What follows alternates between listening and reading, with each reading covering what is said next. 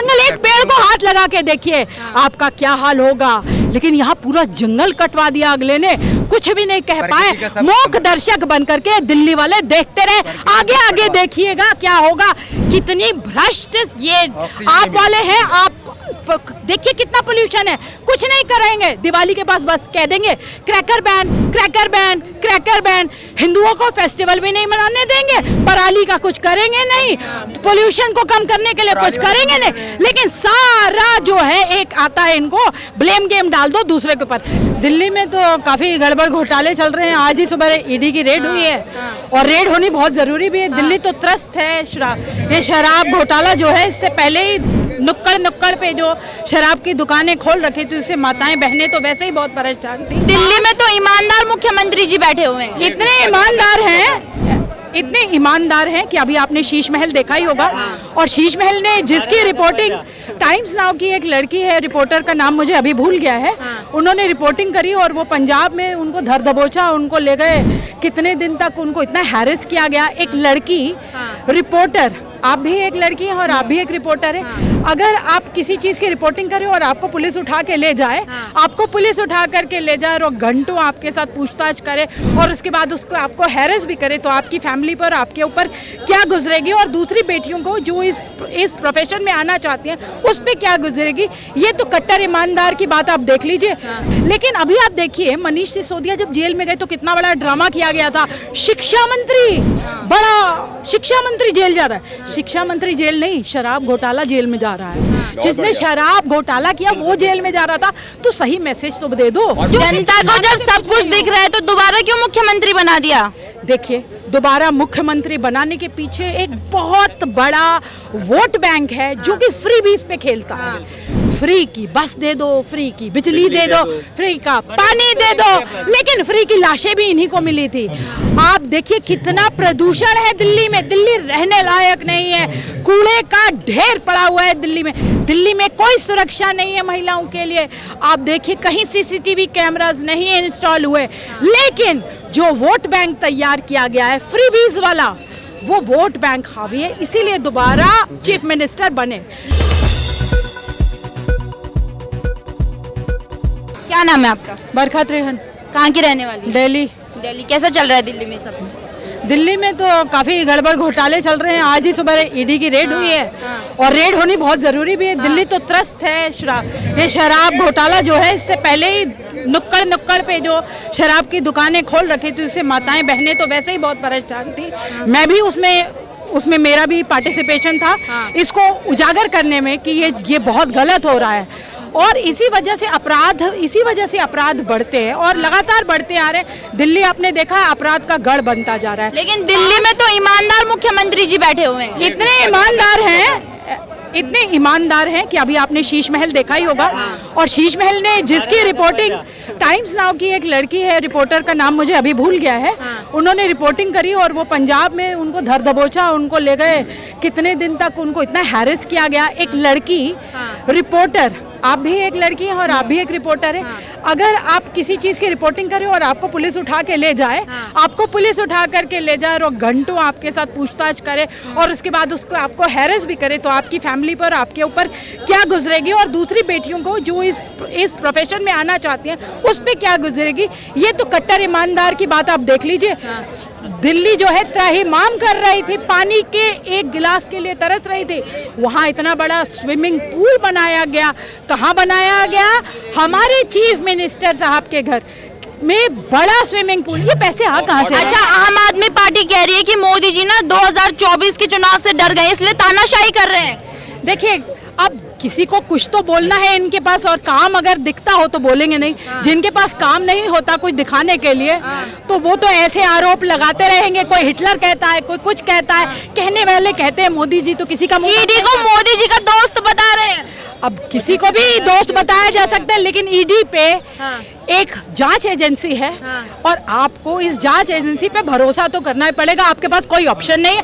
और अगर आपको लगता है कि जांच एजेंसियां गलत कर रही हैं तो आज मनीष सिसोदिया इतने दिनों से जेल में है ही क्यों? उनको बोला गया था जब वो उनकी गिरफ्तारी हुई थी, उससे पहले सत्येंद्र जैन भी अंदर थे जेल में, मसाज किससे करवा रहे थे, रेपिस्ट से, वो आप लोगों को पता ही, उसके बारे में क्या बताऊं। लेकिन अभी आप देखिए मनीष सिसोदिया जब जेल में गए तो कितना बड़ा ड्रामा किया गया था। शिक्षा मंत्री, बड़ा शिक्षा मंत्री जेल जा रहा है। शिक्षा मंत्री जेल नहीं, शराब घोटाला जेल में जा रहा है। जिसने शराब घोटाला किया वो जेल में जा रहा था, तो सही मैसेज तो दे दो। और अगर उन्होंने इतने पाक साफ थे तो आज इतने दिनों से वो बाहर क्यों नहीं आ पाए बेल में? इतनी बड़ी लॉबी है उनकी लॉयर्स की, तो बाहर क्यों नहीं आ पाए? बहुत सारे सवाल है मेरे मन में कि जब कोर्ट आपकी, सारे आपके पास इतने सारे बड़े बड़े जज, लॉयर, आपके जानकार, तो भी आप उनको बेल पे छुड़ा नहीं पाए आज तक। इसका मतलब ठोस सबूत पेश किए गए हैं। तो आरोपियों के खिलाफ या भ्रष्टाचारी है या रेपिस्ट के खिलाफ तो कड़ी से कड़ी कार्रवाई होनी चाहिए। देश की जनता एक सुर में भ्रष्टाचार से मुक्ति चाहती है, शराब से, नशे मुक्त चाहती है भारत बने। तो इसके लिए जो लोग कार्यरत हैं उनका स्वागत करना चाहिए। हम सबको मिलके उनके ऊपर आवाज उठानी चाहिए, उनका स्वागत करना चाहिए और उनके ऊपर उंगली नहीं उठानी चाहिए। केजरीवाल जी कह रहे हैं इस सबसे कुछ नहीं मिलेगा, मतलब जो बीजेपी वाले हैं उनको कुछ नहीं मिलेगा, बस ये कर लीजिए आपको जो करना है। देखिए मिले या ना मिले, एक फेयर इन्वेस्टिगेशन तो होनी चाहिए। और कल रात को संजय सिंह क्यों भाग रहे थे दिल्ली छोड़ करके, भारत छोड़ करके? अगर उन्हें कोई डर नहीं था तो भागी क्यों रहे थे? भारत में रह करके इसका सामना करें। आज सुबह कह रहे थे फक्कड़ हो, मेरे पास कुछ नहीं है। अरे फक्कड़ हो या नहीं हो ये तो सारी दुनिया जानती है। टिकट ब्लैकिया आज क्या क्या कर रहा है, उसके काले कारनामे सारी दुनिया जानती है। तो क्या आप बता दो कि फक्कड़ है तो हम मान जाएंगे? इतनी मूर्ख नहीं है दुनिया, इतनी मूर्ख नहीं है जनता। जनता को सब दिख रहा है और समय आने पे जनता आपको उसका जवाब देगी। जनता को जब सब कुछ दिख रहा है तो दोबारा क्यों मुख्यमंत्री बना दिया? देखिए दोबारा मुख्यमंत्री बनाने के पीछे एक बहुत बड़ा वोट बैंक है जो कि फ्री बीस पे खेलता है। फ्री की बस दे दो, फ्री की बिजली दे दो, फ्री का पानी दे दो, लेकिन फ्री की लाशें भी इन्हीं को मिली थी। आप देखिए कितना प्रदूषण है दिल्ली में, दिल्ली रहने लायक नहीं है, कूड़े का ढेर पड़ा हुआ है दिल्ली में। दिल्ली में कोई सुरक्षा नहीं है महिलाओं के लिए। आप देखिए कहीं सीसीटीवी कैमरास नहीं इंस्टॉल हुए, लेकिन जो वोट बैंक तैयार किया गया है फ्रीबीज वाला, वो वोट बैंक हावी है, इसीलिए दोबारा चीफ मिनिस्टर बने। लेकिन जब काम की बात आती है तो कहते हैं कि केंद्र सरकार हमको काम नहीं करने दे रही है। ये तो पुराना उनका एक क्या कहूँ मैं, तकिया कलाम कह सकती हूँ कि उनको हर चीज का आरोप बढ़ना होता है तो वो सरकार को कह देते हैं केंद्र सरकार हमें नहीं करने दे रही है। यहाँ तक कि मैं तो खुद केजरीवाल से मिलने गई थी। मैंने उन्हें कहा कि सर हम बहुत अच्छा काम करते हैं, मैं एक संस्था चलाती हूँ, मुझे कुछ फंड दे दीजिए सर, मुझे कुछ काम करना है ग्राउंड पे। तो केजरीवाल हमारे जो चीफ मिनिस्टर है दिल्ली के मालिक, मुझे कहते हैं हमारे पास फंड कहाँ है बरखा जी, आपको कैसे दे दे फंड? तो मैंने कहा सर आपके पास फंड नहीं, इतना बड़ा झूठ आप क्यों बोल रहे हैं? मैं तो एक छोटी सी एक मुहिम चला रही हूँ, उसके लिए मुझे थोड़ा सा फंड चाहिए। मैं पुरुषों की लड़ाई लड़ती हूँ, उसके लिए थोड़ा फंड चाहिए। मुझे कार्यक्रम करना है, थोड़ा सा फंड हमें भी दे दीजिए। तो उन्होंने साफ इनकार कर दिया, साफ मना कर दिया कि हमारे पास फंड नहीं है। जो एक महिला को इतना भी साथ नहीं दे सकते कि वो ग्राउंड पे कुछ काम कर रही है, उसे मदद करते और दूसरी महिलाओं को फ्रीबीज दे करके, बस की टिकट फ्री दे करके बेवकूफ बनाए, पागल बनाए। वोट बैंक इस तरीके से वोट बैंक पॉलिटिक्स खेलें, उसके चाल चरित्र पे क्या कहा जाए। जो कह रहा था कि मैं कभी भी बंगला नहीं लूंगा, मैं बच्चों के सिर के ऊपर कसम खाता हूँ, मैं ये नहीं करूंगा, मैं वो करूंगा, आज सब कुछ ले रखा है। इतना बड़ा शीश महल, सुविधाएं तो सबको चाहिए ना। जंगल कटवा दिया इतना बड़ा, कोई कटवा सकता है? कोई कटवा सकता है जंगल? एक पेड़ को हाथ लगा के देखिए आपका क्या हाल होगा। लेकिन यहाँ पूरा जंगल कटवा दिया अगले ने, कुछ भी नहीं कह पाए। मूक दर्शक बन करके दिल्ली वाले देखते रहे। आगे आगे देखिएगा क्या होगा। कितनी भ्रष्ट ये आप वाले हैं। आप देखिए कितना पोल्यूशन है, कुछ नहीं करेंगे। दिवाली के पास बस कह देंगे cracker ban, cracker ban, cracker ban. हिंदुओं को फेस्टिवल भी नहीं मनाने देंगे, पराली का कुछ करेंगे नहीं, पोल्यूशन को कम करने के लिए कुछ करेंगे नहीं, लेकिन सारा जो है एक आता है इनको ब्लेम गेम डाल दो दूसरे के ऊपर। जब मैं गई अरविंद केजरीवाल के पास और मैंने बोला कि सर हमें फंड दीजिए, उन्होंने फंड के लिए मना कर दिया। मैंने कहा सर अच्छा हमारे साथ खड़े रहिए, हम पुरुष आयोग का गठन करना चाहते हैं, आप हमारा साथ दीजिए। बोले हम तो आपका पूरा साथ देना चाहते हैं, हमारे तो सारे आपको पता ही है सारे मंत्री किसी ना किसी केस में फंसे हुए हैं, लेकिन केंद्र सरकार हमारी मदद नहीं करती, हमारा साथ नहीं देती, केंद्र सरकार के पास जाइए। मैंने कहा सर अब तो केंद्र सरकार भी हमारे साथ खड़ी है, आप बताइए, एक एमपी साहब हैं जो हमारे साथ खड़े, अब आप बताइए। तभी भी उन्होंने सरे से खारिज कर दी। अच्छा, आपने ये केजरीवाल जी का तो बता दिया कि दिल्ली में सब चल रहा है, देश में कैसा चल रहा है? देश में देखिए अभी बहुत ज्यादा माहौल, इलेक्शन है ना, इलेक्शन में तो माहौल बनाया जाता है। अभी देखिए इलेक्शन में के टाइम में सारे रेप दिखेंगे आपको, दुनिया जहान की जगह में रेप रेप रेप, पूरा कंट्री इतना इमोशनल कर दिया जाएगा रेप के एंगल से। जहाँ रेप हो रहे होंगी वहाँ सियासत जम के होगी, सियासत इतनी ज्यादा होती है। ये मेरे प्रांत में नहीं है, ये तुम्हारे में, ये राजस्थान में हो रहा है। यहाँ पे तो मैं कहूंगी कि सभी पार्टियां सिर्फ सियासत खेलती हैं, वुमेन को यूज करती हैं, वुमेन इश्यूज को यूज करती हैं। कोई भी मैनिफेस्टो में लिख देते हैं कि महिला सुरक्षा पे हम ये काम करेंगे, वो काम करेंगे, कोई हर चीज बोलती हैं सिर्फ, लेकिन जब महिलाओं के मुद्दे आते हैं इलेक्शन के पास फिर बातचीत बहुत होगी, लेकिन जब रेप होगा फिर वही आंकड़े बताएंगे। केंद्र सरकार ने कोई काम किया है क्या महिलाओं के लिए? केंद्र सरकार हो या कोई सी सरकार हो, वुमेन अपीजमेंट की राजनीति तो दी हमारे देश में खूब चमकती है और होती भी है, और लगातार हो रही है वुमेन अपीजमेंट। आप देखिए हर सरकार आती है वो रैट रेस में शामिल है कि महिलाओं को कैसे बढ़ोतरी मिले।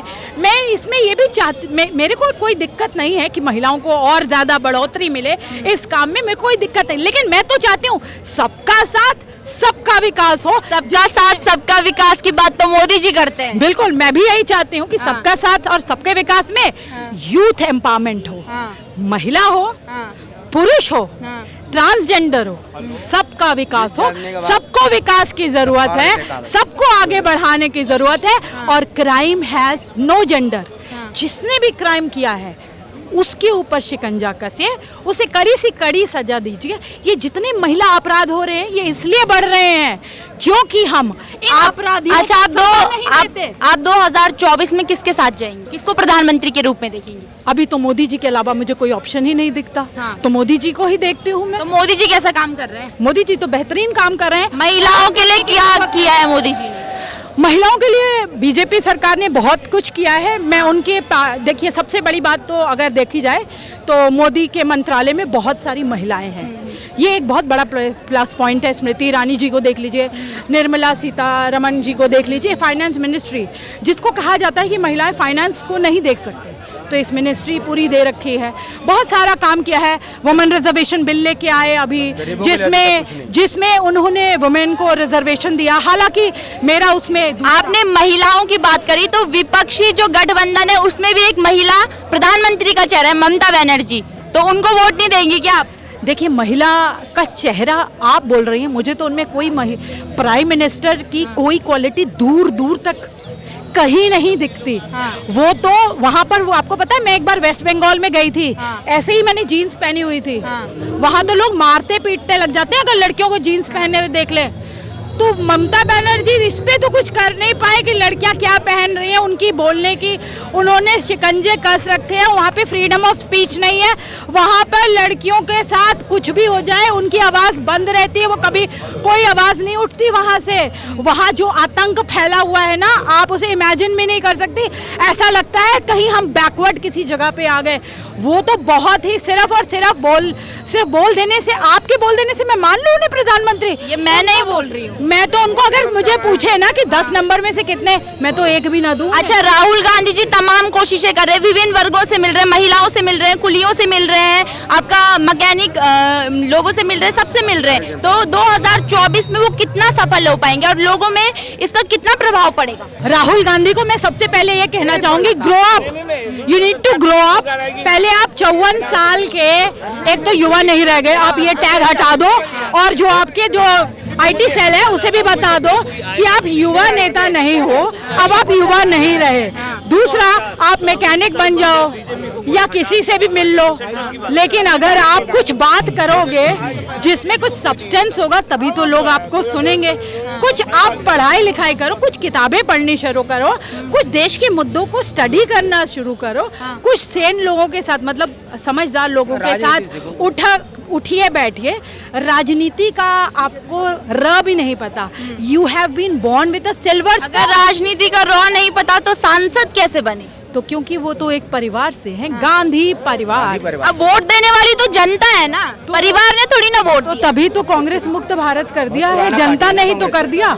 जनता ने तो कब का कर दिया कांग्रेस मुक्त भारत। लेकिन कह रहे हैं कि राहुल गांधी जी की लोकप्रियता बहुत बढ़ रही है जनता में। देखिए एक तो आपको बता दूं कि लोकप्रियता कोई ना बढ़ रही उनकी, किसी को कोई लेना देना नहीं, वो सिर्फ हंसी का पात्र बन के रह जाते हैं जब भी कुछ करते हैं। दूसरी बात, आप बोल रहे थे कि कांग्रेस जो है विमेन के साथ मिल रही है, विमेन एम्पावरमेंट करना चाहती है, तो अभी प्रियंका गांधी को आपने देखा सिर्फ रैलियों में यूज किया जाता है। प्राइम मिनिस्टर प्रियंका गांधी को क्यों नहीं फोकस कर रहे, उसके ऊपर क्यों नहीं फोकस कर रहे, उसका नाम क्यों नहीं हाईलाइट कर रहे प्राइम मिनिस्टर के लिए?